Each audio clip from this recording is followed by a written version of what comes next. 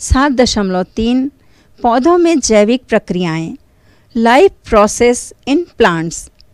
काफ़ी लंबे समय से लोग यह समझते रहे कि कई जैविक क्रियाएं जो जंतुओं में होती हैं पौधों में नहीं होती।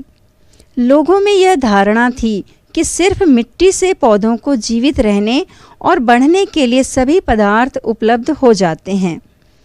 करीब 2000 साल पहले से अरस्तु की यही मान्यता थी। महज 400 साल पूर्व से किए गए प्रयोगों के नतीजों से हम आज पौधों में होने वाली जैविक क्रियाओं के बारे में बहुत कुछ जान पाए। 7.3.1 पोषण व श्वसन, न्यूट्रिशन एंड रेस्पिरेशन। 17वीं शताब्दी में वॉन हेलमंट नामक एक वैज्ञानिक पौधों के पोषण और उसमें मिट्टी और पानी की भूमिका का अध्ययन कर रहे थे। लगभग 2 किलो के विलो के पौधे से उन्होंने अपना प्रयोग शुरू किया। उन्होंने विलो के पौधे को एक गमले में लगा दिया। इस गमले की मिट्टी को प्रयोग शुरू करने से पहले ही तौल लिया। गमले को अच्छी तरह ढक कर रखा जिससे उसमें पानी के अलावा कोई अन्य चीज़ न जा सके। हेलमंड नियमित रूप से नापे गए पानी से पौधे को सींचते रहे। 5 साल बाद उन्होंने गमले की मिट्टी और पौधे का वजन ज्ञात किया। उन्होंने पाया कि एक तरफ जहां पौधे का वजन लगभग 35 गुना बढ़ चुका था, गमले के वजन में महज 50 ग्राम का अंतर आया था। अतः उन्होंने यह निष्कर्ष निकाला कि पौधे मिट्टी से नहीं बल्कि पानी से बढ़ते हैं। इस प्रयोग से एक तरफ जहां एक लंबे समय तक चली आ रही धारणा टूटी कि पौधे अपना भोजन मिट्टी से लेते हैं, वहीं दूसरी ओर पौधे के पोषण में पानी की भूमिका के बारे में पता चला। इसमें हेलमंड हवा की भूमिका को नज़रअंदाज कर गए। दरअसल उन दिनों हवा पर अध्ययन शुरू ही हुआ था और इसमें पाए जाने वाले गैसों के बारे में खोज चल रही थी। पौधे के पोषण में गैस की भूमिका के बारे में इसके लगभग 100 साल बाद पता चला। जोसेफ प्रिस्टले नामक एक वैज्ञानिक ने हवा में एक गैस को खोजा था जिसमें चीज़ें बहुत तेज़ी से जलती थीं। हवा के अवयवों तथा उन पर पौधों और जंतुओं की भूमिका के संदर्भ में प्रिस्टले अपना प्रयोग कर रहे थे। उनके प्रयोग का विवरण चित्र क्रमांक 12 में दर्शाया गया है।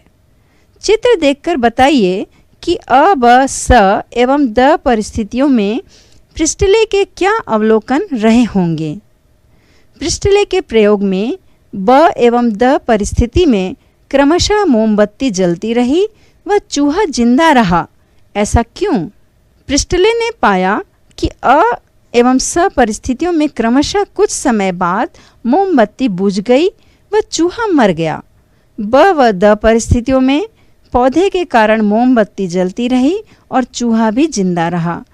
इससे प्रिस्टले ने निष्कर्ष निकाला कि जंतुओं के सांस लेने व मोमबत्ती के जलने से हवा के जिस अवयव का उपयोग होता है, पौधे उसी अवयव को बनाते हैं। इस अवयव के खोज के कई साल बाद इसका नाम ऑक्सीजन रखा गया। लोगों को यह तसल्ली हुई कि जब तक पृथ्वी पर पौधे होंगे तब तक हवा में ऑक्सीजन कभी खत्म नहीं होगी। पर सवाल यह था कि आखिर पौधों में ऐसा क्या होता है कि वे ऑक्सीजन बनाने में सक्षम हैं।